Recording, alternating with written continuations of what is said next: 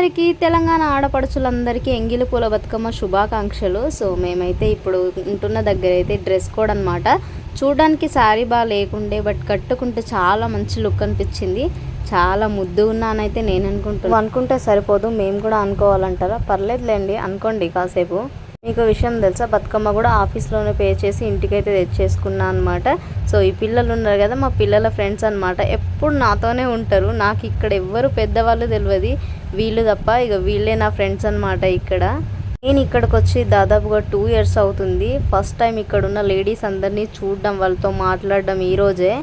ఏ festival ఉన్నా, ఏ occasion ఉన్నా నేను బయటికి వెళ్ళే సెలబ్రేట్ చేసుకుంటా. ఈ ఇయర్ ఇక్కడే సెలబ్రేట్ చేసుకుందామని అయితే ఖచ్చితంగా అనుకున్నా అన్నమాట. సో బతుకమ్మ అయితే సెలబ్రేషన్ చేసుకున్నా, చాలా బాగా అనిపించింది. ఒకసారి బయటికి వెళ్తే కానీ తెలియదు ఎవరు ఎట్లుంటుంది అనేది. ఇగో నా కోతి పనులు కూడా అక్కడ ప్రయోగించిన అనమాట. నెక్స్ట్ అయితే ఈ వీడియో వస్తుంది. అబ్బా, ఒక్కొక్కరిది ఒక్కో టాలెంట్. నేనే అనుకున్నా, చూడండి నాకన్నా మంచిగా క్యాట్ వాక్ చేసిండ్రు మన అందమైన బామలు. సో బతుకమ్మ అయితే మస్తు సేపు ఆడుకున్నాం అన్నమాట. కొన్ని వీడియోస్ అయితే షూట్ చేశాను, కానీ అక్కడ కొత్త కదా.